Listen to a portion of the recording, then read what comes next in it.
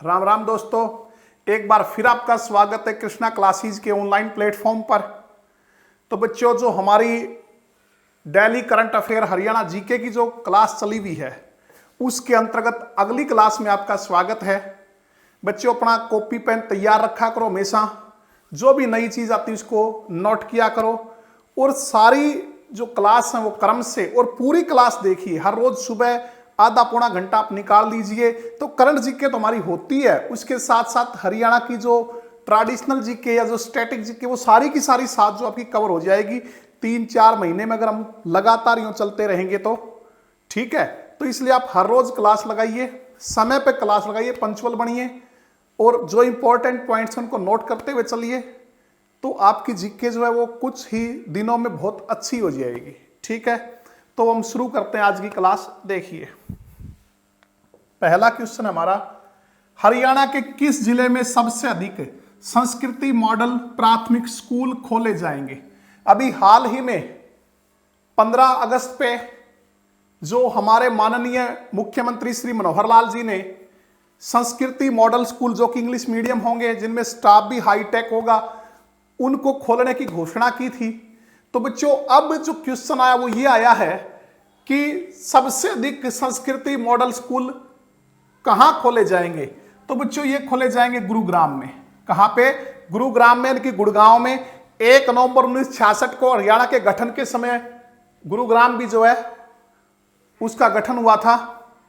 तो हम कई बार पढ़ चुके हैं बच्चों, मिलेनियम सिटी, मेडी सिटी, मनोरंजन सिटी, या इसके अलावा कह सकते हैं जो कॉल सेंटर ऑफ इंडिया, हमारे भारत का कॉल सेंटर कहलाता है।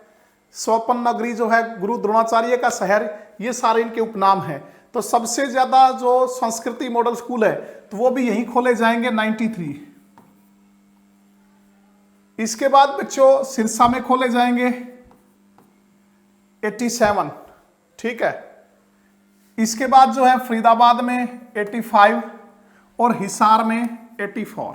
ठीक है, तो इतने संस्कृति मॉडल स्कूल जो इन जिलों में खोले जाएंगे। तो हमारा क्वेश्चन है, सबसे ज्यादा संस्कृति मॉडल प्राथमिक स्कूल जो है वो कहां खोले जाएंगे? तो वो खोले जाएंगे गुरुग्राम में। कितने? 93।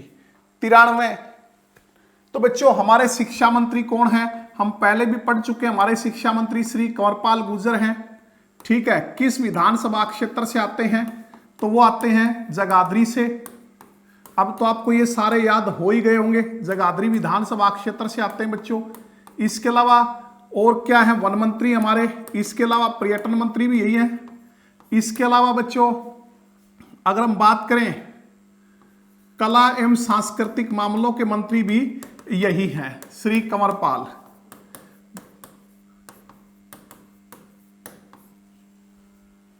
तो बच्चों,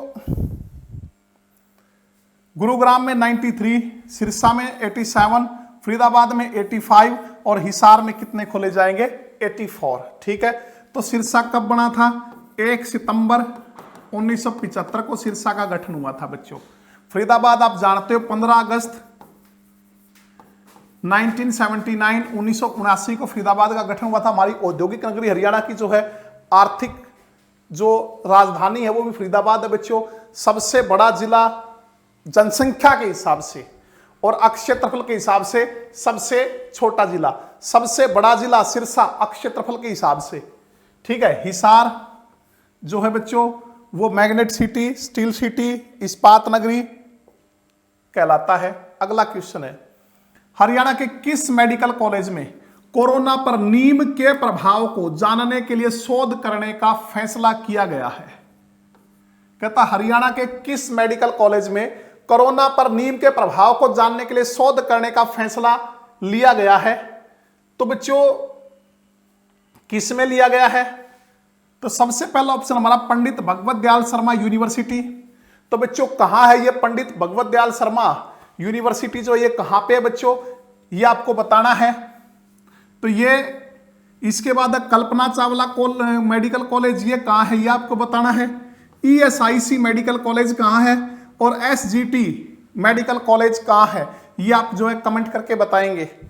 तो बच्चों हरियाणा के किस मेडिकल कॉलेज में कोरोना पर नीम के प्रभाव को जानने के लिए शोध करने का फैसला किया कि नीम जो है वो बहुत ज्यादा कारगर हो सकता है कोरोना को मिटाने में, उसको खत्म करने के लिए। तो इस पे रिसर्च करने का फैसला किस मेडिकल कॉलेज ने किया है, जिसमें जो है नीम की गोलियां जो खुराक के रूप में दी जाएंगी और उसके बाद जो है गले का जो सैंपल है वो नोट किया जाएगा, वो लेकर देखा जाए कितना प्रभावी है नीम। तो बच्चों ये ESIC मेडिकल कॉलेज, तो ESIC मेडिकल कॉलेज जो है ये कहां है बच्चों, ये फरीदाबाद में है। SGT मेडिकल कॉलेज जो है ये कहां है बच्चों, ये गुरुग्राम में है। हम बात कर रहे थे पंडित भगवत दयाल शर्मा यूनिवर्सिटी, तो ये कहां है बच्चों, तो ये है रोहतक में। कब स्थापना हुई थी इसकी, इसकी स्थापना 2008 में। ठीक है, इसके जो वीसी हैं बच्चों वो कौन है, professor OP Kalra. Kalpana Chawla medical college कहां है बच्चों, करनाल में। कहां पे है, करनाल में। कल्पना चावला मेडिकल कॉलेज जो है वो करनाल में है। और कब बनाया गया था, तो ये बनाया गया था 2017 में। 2017 में जो स्पेस क्वीन है, पिछली वीडियो में पढ़ चुके हैं, स्पेस क्वीन अंतरिक्ष की जो रानी है कल्पना चावला, करनाल से ही संबंध रखती थी। ठीक है, तो उनके नाम पर कल्पना चावला मेडिकल कॉलेज जो करनाल में 2017 में खोला गया था। तो किस मेडिकल कॉलेज में कोरोना पर नीम के प्रभाव को जानने के लिए रिसर्च करने का फैसला लिया है, तो ESIC मेडिकल कॉलेज जो है फरीदाबाद में। इस शोध में मेडिकल कॉलेज के कोविड ड्यूटी में तैनात 250 कर्मचारियों को शामिल किया गया है। कितने कर्मचारी, 250 कर्मचारी। और कर्मचारी वो हैं जो कोविड ड्यूटी में तैनात हैं। शोध में शामिल किए गए डॉक्टर और अन्य कर्मचारियों को 28 दिन तक नीम की गोलियों की 56 खुराक दी जाएगी। 28 दिन तक 56 खुराकें की, एक दिन में 2 खुराक। इस दौरान कर्मचारियों की नाक और मुंह से सैंपल लेकर कोरोना की जांच की जाएगी। यह शोध केंद्रीय सरकार के अधीनस्थ अखिल भारतीय आयुर्वेद संस्थान के सहयोग से किया जा रहा है। यदि शोध के परिणाम सकारात्मक पॉजिटिव आते हैं इसके रिजल्ट, तो कोरोना के मरीजों का इलाज नीम से भी संभव हो पाएगा। वैसे बच्चों नीम बहुत ही औषधीय पौधा है, नीम बहुत ही औषधीय पौधा है। 1992 में इस पे जो इंग्लैंड ने पेटेंट ले लिया था कि नीम में इतने औषधीय गुण हैं, वो हमने दुनिया को बताए। ठीक है, और फिर भारत ने उस पर केस किया अंतर्राष्ट्रीय न्यायालय में, और 2003 में जो है फिर भारत को उसका पेटेंट मिला। और बच्चों इतने औषधीय गुण हैं, नीम का प्रयोग करना चाहिए आपको भी ज्यादा से ज्यादा। इतने औषधीय गुण हैं कि जो यूरोपियन कंट्री है वो कहते हैं कि आप लोगों के पास नीम है और फिर भी आप बीमार हो, मतलब हमारे पास इतनी अच्छी औषधि है और फिर भी हम बीमार हैं, तो नीम का प्रयोग ज्यादा से ज्यादा करना चाहिए। तो बच्चों आयुष मंत्रालय का मानना है कि नीम कोरोना के इलाज में कारगर साबित हो सकती है। नीम कारगर साबित हो सकती है। तो जो हिंदी के स्टूडेंट है उनको मैं बताना चाहता हूं कि नीम जो है वो व्याकरण की दृष्टि से स्त्रीलिंग होता है, क्योंकि नीमों को हमारे पुराणों में, उपनिषदों में माता कहा गया है। क्या कहा गया है, माता।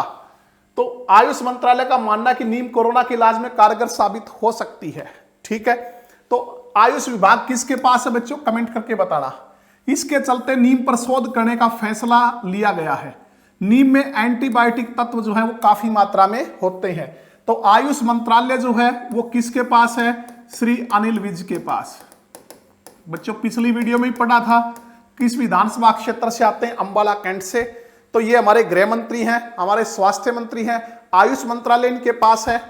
इसके अलावा जो तकनीकी शिक्षा एवं प्रौद्योगिकी है वो डिपार्टमेंट भी इनके पास है बच्चों। चिकित्सा शिक्षा एवं अनुसंधान भी इनके पास है। इसके अलावा शहरी स्थानीय निकाय जो मामले से रिलेटेड जो मंत्रालय है, अर्बन लोकल बॉडीज, वो भी किसके पास है, श्री अनिल विज के पास। अगला क्वेश्चन देखिए, हरियाणा में स्थित किस म्यूजियम को पर्यटन स्थल के रूप में विकसित किया जाएगा। ठीक है, क्या क्वेश्चन बच्चों, हरियाणा में स्थित किस म्यूजियम को पर्यटन स्थल के रूप में विकसित किया जाएगा। ठीक है, तो बच्चों पहला ऑप्शन है जहाज कोठी हिसार, दूसरा है गुरु तेग बहादुर स्मारक म्यूजियम। ये कहां है बच्चों, ये आपको बताना है कमेंट करके कि गुरु तेग बहादुर स्मारक म्यूजियम जो है वो कहां पे है। जयंती आर्कोलॉजिकल म्यूजियम ये तो दे ही रखा है, जींद में है। और गुलजारी लाल नंदा संग्रहालय, ठीक है। तो किस म्यूजियम को पर्यटन स्थल के रूप में विकसित किया जाएगा? तो यह किया जाएगा बच्चों जहाज कोठी हिसार को। किसको? जहाज कोठी हिसार जो है इसको जो है वो म्यूजियम को पर्यटन स्थल के रूप में विकसित किया जाएगा। अब दरअसल क्या है कि जॉर्ज थॉमस नाम का एक व्यक्ति था, आपने हिस्ट्री में पढ़ा होगा, हरियाणा की हिस्ट्री में। आयरिश व्यक्ति था, मतलब आयरलैंड का निवासी था। 1782 में मद्रास में पहुंचा था। आयरिश व्यक्ति जॉर्ज थॉमस, उसकी बनाई हुई कोठी है बच्चों ये जॉर्ज थॉमस। इतिहास में आपने पढ़ा होगा जॉर्ज थॉमस, ठीक है। आयरिश था ये, आयरलैंड का निवासी था, आयरलैंड का निवासी था ये, ठीक है। और मैंने बताया 1782 में मद्रास पहुंचा था ये। उसके बाद जो है इसको व्यापार तो मिला नहीं, तो ये डाकुओं की तरह लूटपाट करने लगा। और धीरे धीरे उचित अवसर का लाभ उठाकर इसने जो है, अगर हम हरियाणा की बात करें बच्चों, तो सिरसा से लेकर रोहतक तक का जो क्षेत्र था वो अपने अधिकार में ले लिया था। उसमें फतेहबाद है, फतेहबाद के गांव, हांसी के गांव, हिसार के गांव और भिवानी के गांव, लगभग 1200 गांव जो हैं वो इसके शासन में थे। 1200 गांव पे इसने कब्जा कर लिया था, ठीक है। तो फिर इसने 1796 में यह जहाज कोठी का निर्माण किया था। 1796 में अपने रहने के लिए हिसार में एक कोठी बनाई जो कि जार्ज कोठी कहलाती थी। इसके नाम से इसका नाम था जार्ज कोठी, जार्ज कोठी, जो कि बिगड़ते बिगड़ते वर्तमान में क्या बन गई? जहाज कोठी। ये जार्ज कोठी ही क्या है? जहाज कोठी, ठीक है। तो किसने बनवाई थी? जॉर्ज थॉमस ने। ये आयरलैंड का निवासी था, 1782 में मद्रास पहुंचा था। व्यापार मिला नहीं, इसको काम मिला नहीं, तो डाकुओं की तरह लूटपाट करता गया। धीरे धीरे उचित अवसर का लाभ उठा के अपने साथ जो और दूसरे व्यक्तियों को जोड़ता गया और हरियाणा के 1200 गांवों पे इसने कब्जा कर लिया, फतेहबाद के, हांसी के, हिसार के और भिवानी के। और इसने फिर रहने के लिए हिसार में 1796 में कोठी बनाई जिसका नाम है जार्ज कोठी। और ये बिगड़ते बिगड़ते क्या बन गया नाम? वर्तमान में जहाज कोठी के नाम से जो है इसको जाना जाता है। कई लोगों का यूं भी कहना है कि ये जो कोठी इसकी बनावट इस प्रकार है कि एक समुद्र में विशाल जहाज के समान ये दिखाई देती, इसलिए इसको जहाज कोठी कहा जाता है। तो ये एक म्यूजियम है बच्चों, और अब इसको पर्यटन स्थल के रूप में विकसित किया जा रहा है। हमारे पर्यटन मंत्री कौन है? तो हमने पढ़ा था श्री कंवरपाल गुर्जर जो हमारे पर्यटन मंत्री हैं। तो हम बात करें गुरु तेग बहादुर म्यूजियम की, तो गुरु तेग बहादुर म्यूजियम कहां है बच्चों? तो ये बड़ खालसा में है, बड़ खालसा सोनीपत में,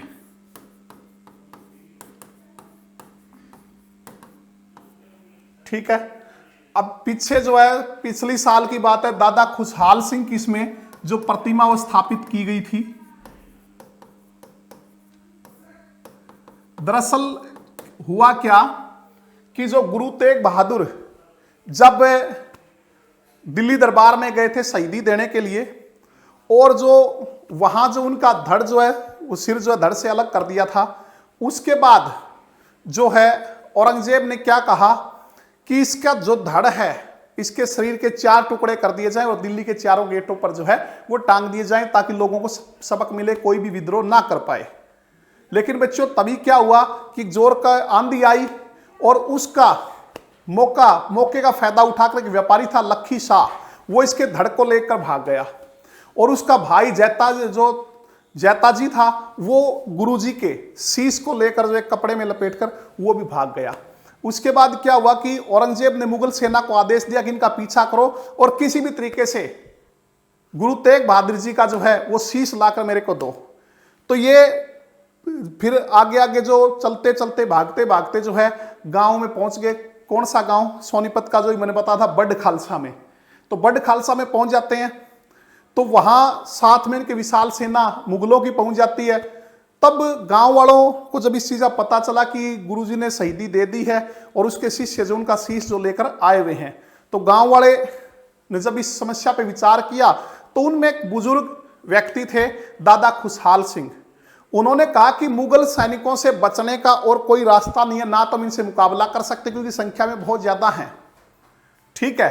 तो उनसे बचने का एक ही तरीका कि गुरुजी का जो शीश है वो उनको दे दिया जाए। तो जितने भी गुरुजी के भक्त थे वो सुनते एक बार तो सन रह गए, सन्नाटा छा गया, लेकिन वो सारे स्तब्ध थे, वो नाराज भी हुए, गुस्सा भी हुए। लेकिन दादा खुशहाल सिंह ने उनको समझाया कि मैं क्या कहना चाहता हूं, उसको गौर से सुनो कि मेरा जो शीश है वो गुरु तेग बहादुर जी से कितना मिलता है। अगर इनके स्थान पे मेरा शीश काटकर आप मुगल सेना को दोगे तो फिर क्या है कि वो लौट जाएंगे सैनिक। और उन्होंने ऐसा ही किया, अपना शीश जो है वो काटकर मुगलों को भेंट कर दिया, ठीक है। तो वहीं पे बनाया हुआ है ये गुरु तेग बहादुर स्मारक म्यूजियम, और पिछले साल दादा खुशहाल सिंह की जो मूर्ति इसमें स्थापित की गई थी। तो ये कहा बड़ खालसा सोनीपत में। जयंती आर्कियोलॉजिकल म्यूजियम बच्चों ये जींद में है। जयंतीपुरी आप जानते हो जींद का प्राचीन नाम था। आर्कियोलॉजिकल मतलब पुरातत्व संग्रहालय, तो ये जयंतीपुरी भी लिख सकते हैं, जयंती पुरातत्व संग्रहालय भी लिख सकते हैं बच्चों। तो ये कहाँ है? जींद में। तो ये कब बनाया गया था? 28 जुलाई 2007 को। 28 जुलाई 2007 को जो हमारे राज्यपाल थे उस समय AR किदवई, उन्होंने इसका उद्घाटन किया था। तो बच्चों आप मेरे को ये बताओ वर्तमान में राज्यपाल कौन है, कमेंट करके बताना कि वर्तमान में हमारे प्रदेश के राज्यपाल कौन है। 28 जुलाई 2007 को AR किदवई राज्यपाल थे, उन्होंने इसका उद्घाटन किया था। और गुलजारी लाल नंदा संग्रहालय बच्चों ये कहाँ है? तो ये हम पहले की वीडियो अगर आपने ध्यान से सुनी है तो हम पढ़ चुके हैं सारी चीजें। तो बच्चों ये है कुरुक्षेत्र में। कहाँ है? कुरुक्षेत्र में।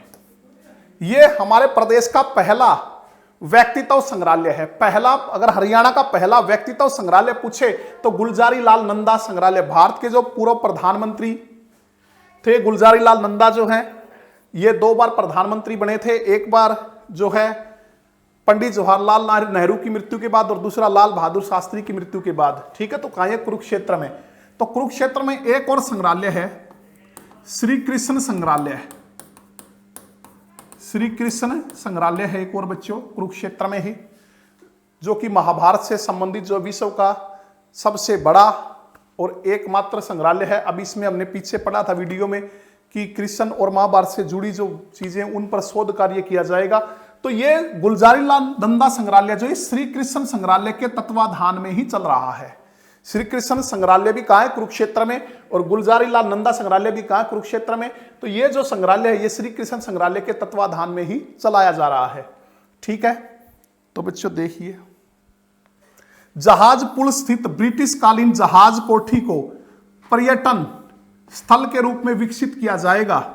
इस संग्रहालय में हरियाणा पुरातत्व एवं संग्रहालय विभाग ने हड़प्पा कालीन स्थल जैसे कि बनावली है फतेहाबाद में बच्चों, कुनाल जो है फतेहाबाद में है, राखीगढ़ी हिसार में है। सबसे बड़ा जो हमारे प्रदेश का या हमारे देश का सबसे बड़ा जो हड़प्पा स्थल है वो कौन सा? राखीगढ़ी और अग्रोहा आदि में की गई खुदाई में मिली प्राचीन वस्तुओं को यहां पे रखा है, ठीक है।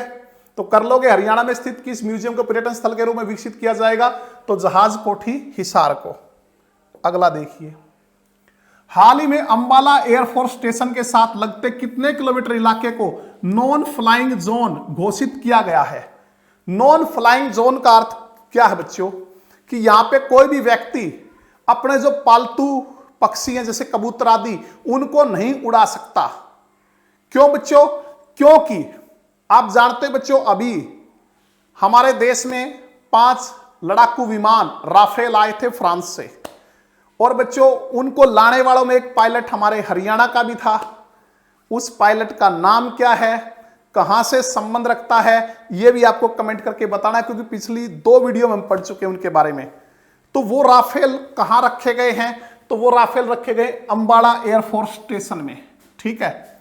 और 10 सितंबर को जो है वो भारतीय वायुसेना में शामिल हो जाएंगे वो राफेल। लेकिन उनको सबसे बड़ा खतरा किससे है? तो सबसे बड़ा खतरा जो है वो उनको है बच्चों कबूतरों से। जब वो उड़ान भरेंगे तो सबसे बड़ा खतरा जो कबूतरों से बच्चों। और इसीलिए जो चीफ मार्शल है उन्होंने हमारे मुख्य सचिव को पत्र लिखकर यह चिंता जाहिर की है।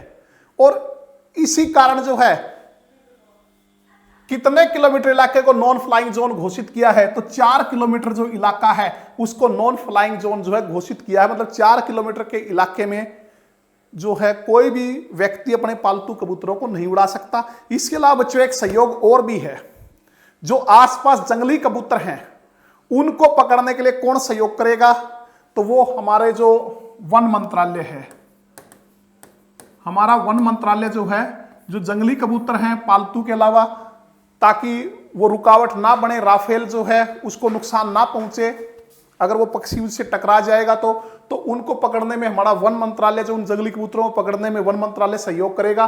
तो वन मंत्री कौन है आप जानते हो बच्चों, श्री कंवर पाल गुर्जर।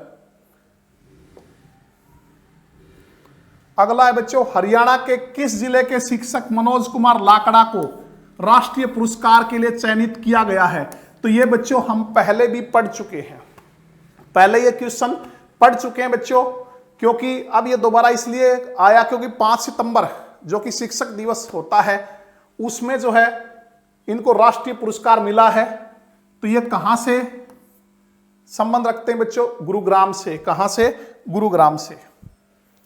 शिक्षक दिवस के अवसर पर 5 सितंबर को राष्ट्रीय स्तर पर देश भर के 47 शिक्षकों को सम्मानित किया गया था। यह भी ध्यान रखना कि देश भर के कितने शिक्षक सम्मानित किए गए थे, तो 47, ठीक है। राष्ट्रीय पुरस्कार के लिए प्रदेश भर के शिक्षकों में गुरुग्राम के बजगेड़ा राजकीय विद्यालय के मुख्याध्यापक मनोज कुमार लाकड़ा का चयन हुआ है, तो इन्हें राष्ट्रीय पुरस्कार से सम्मानित किया है बच्चों। और ये पहले हम क्वेश्चन पढ़ चुके हैं। मनोज कुमार इस समय बजगेड़ा गुरुग्राम के राजकीय विद्यालय में मौलिक मुख्याध्यापक के पद पर कार्यरत हैं।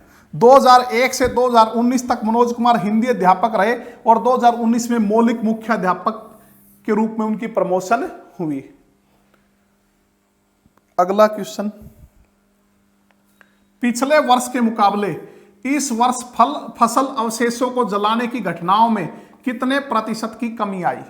बच्चों आप जानते हो, जैसे कि बार बार ऑब्जेक्शन उठता है कि पंजाब, हरियाणा और उत्तर प्रदेश के जो किसान हैं वो अपनी फसलों के अवशेष जलाते हैं, खास करके जो धान के अवशेष हैं, धान की जो पराली बचती है उनको जलाते हैं, जिसके कारण बहुत ज्यादा प्रदूषण होता है। और दिल्ली जो है वो सर्दियों के मौसम में उस टाइम जो है वो कोहरे से ढक जाती है। तो उनका आरोप हमेशा रहता है कि ये किसानों द्वारा जलाई गई फसलों के अवशेषों को जलाने से ये जो कोहरा उत्पन्न हुआ है, लेकिन ऐसा नहीं है बच्चों। इंडस्ट्री सबसे ज्यादा जिम्मेदार। आपने अभी देखा लॉकडाउन के दौरान क्या करे थे कि इतना शुद्ध वातावरण हो गया जितना कि 70 के दशक में था, मात्र 10 दिन लॉकडाउन से। तो बच्चों ये किसानों पे तो एक लगातार आरोप ही होता है।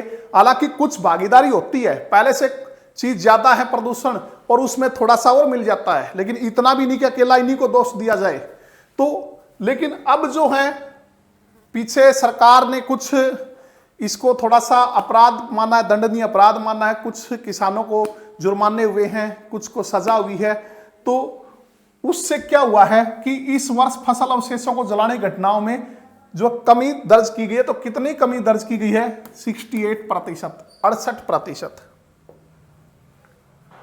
हर्सैक के उपग्रही चित्रों व रिपोर्ट के अनुसार पूर्व के वर्षों के मुकाबले गत वर्ष फसल अवशेषों में आग लगाने की घटनाओं में 68% की कमी आई है। इस बार हमें इससे भी आगे बढ़कर जीरो बर्निंग के लक्ष्य को प्राप्त करने की दिशा में कार्य करना है, जिसके लिए व्यापक स्तर पर योजना तैयार की जाएगी। पराली जलाने की घटनाओं को कम करने के लिए ग्राम सभा की बैठकें आयोजित करने के लिए भी कहा गया है और पराली जलाने की घटनाएं ना हो इसके लिए विशेष टीमों का गठन भी किया जाएगा।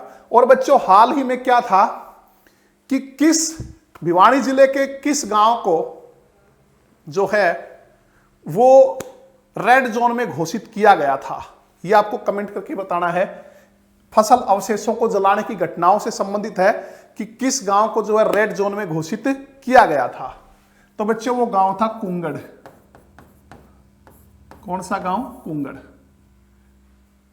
तो अगला क्वेश्चन देखिए, हाल ही में किस संस्थान में पशुओं के लिए अत्याधुनिक आईसीयू स्थापित किया गया है। बच्चों पशुओं के लिए आईसीयू बनाया गया 4 बेड का, जिसमें एक साथ जो है 4 पशु जो है उनका इलाज हो सकता है, वो भी आधुनिक सुविधाओं से लैस। पहले सिर्फ 2 बेड का था और आधुनिक सुविधाएं जो उसमें नहीं थी। तो कहता हाल ही में किस संस्थान में पशुओं के लिए अत्याधुनिक आईसीयू जो है वो स्थापित किया गया है? तो बच्चों पहला ऑप्शन आपका लुवास। तो लुवास के बारे में आप जानते हो बच्चों, बहुत बार हम पढ़ चुके हैं कि लुवास जो है Lala Lajpat Rai university of veterinary and animal science, तो ये हिसार में स्थित है। लुवास कहां है बच्चों? हिसार में। कब यूनिवर्सिटी का दर्जा दिया गया था? 2010 में।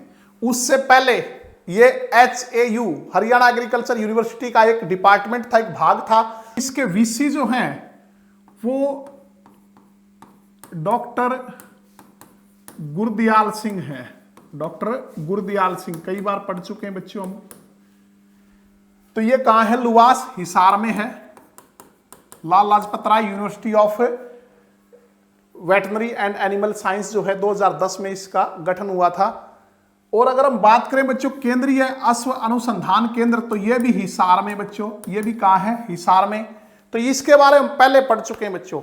कब हुआ था इसका गठन ये आपको बताना है, और किस चीज के लिए अब की बार जो है चर्चा में आया था।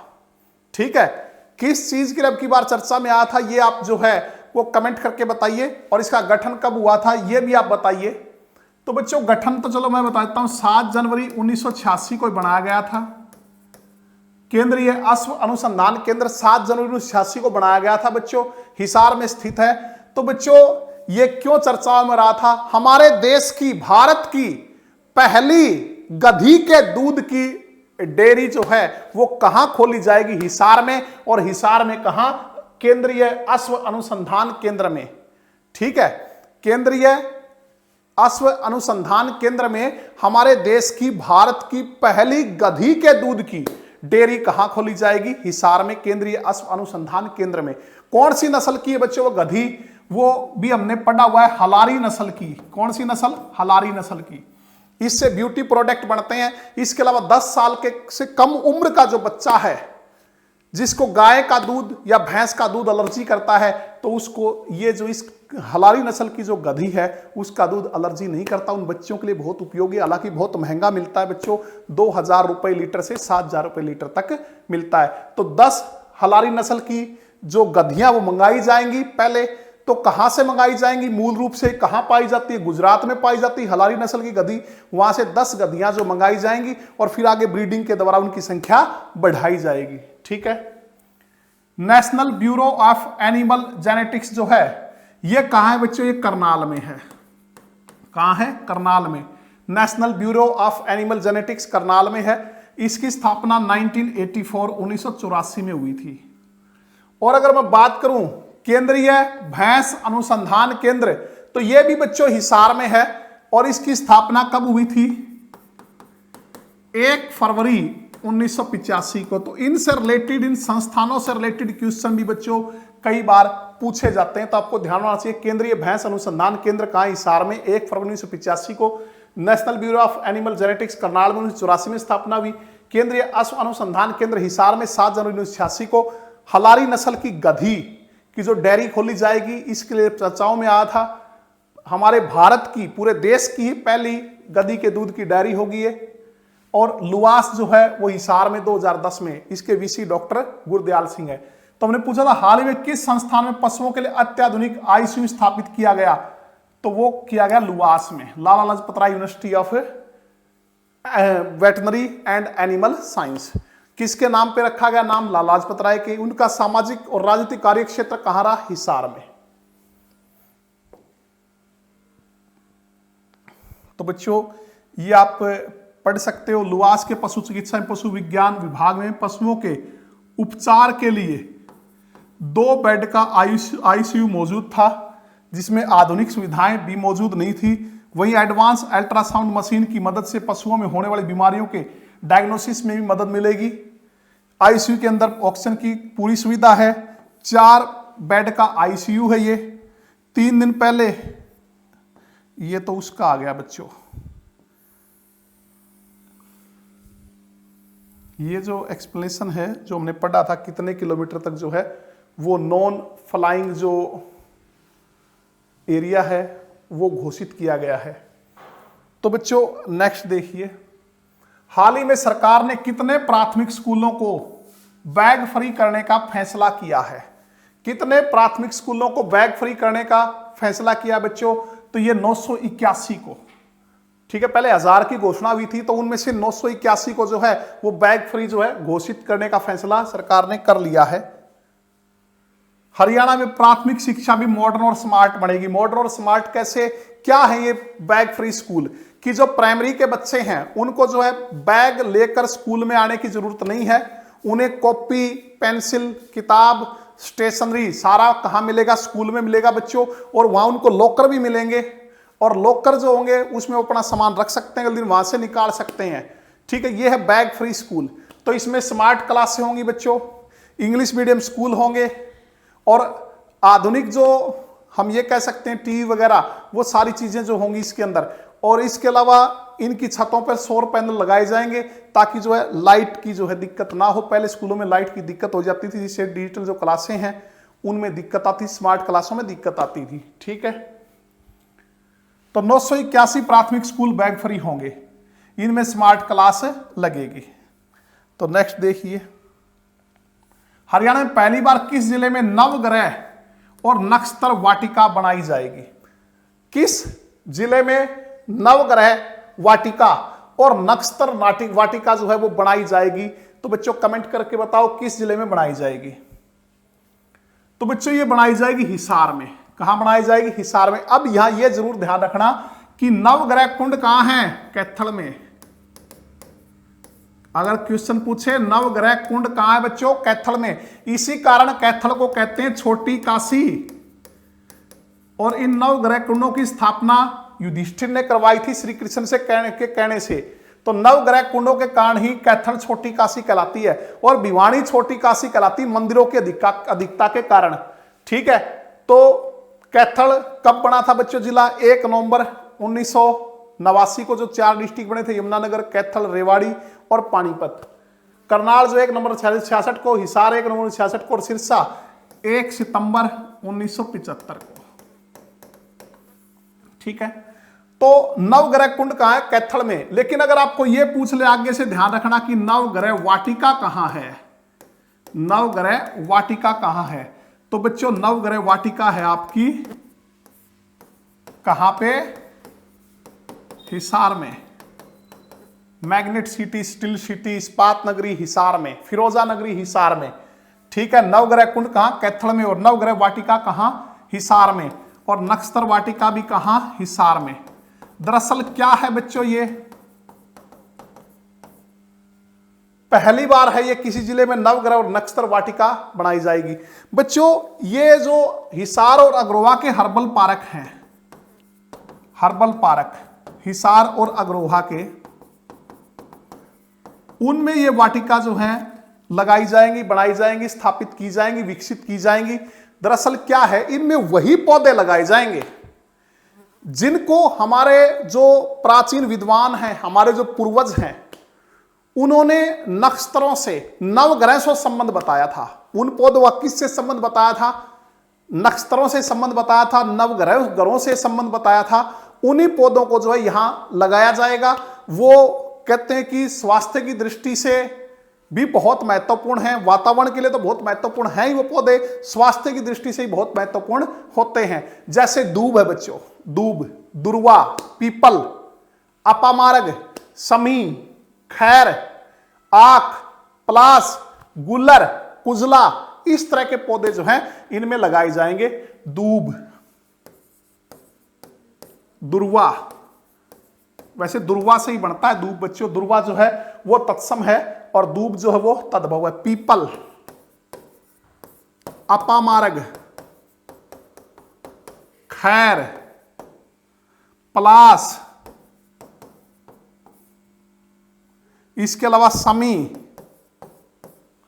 ठीक है, गुल्लर, आक, गुल्लर, कुजला, इस तरह के जो पौधे हैं इनका हमारे जो पूर्वज थे या हमारे जो पूर्वज विद्वान थे उन्होंने बहुत ज्यादा महत्व बताया है। इनको नक्षत्रों से संबंधित बताया है, इनको नवग्रहों से संबंधित बताया। तो ये जो पहली प्रदेश की वाटिका है ये कहां स्थापित की जाएगी बच्चों? हिसार में।